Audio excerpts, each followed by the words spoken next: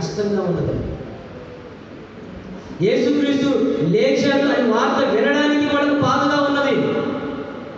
ఈరోజు చాలా మంది యేసుక్రీస్తు ఏమంటే ఈ దినాన లేచాడు అని చెప్పబడుతున్న విషయాలు జీర్ణించుకోలేక యేసు ప్రభు లేవలేదు,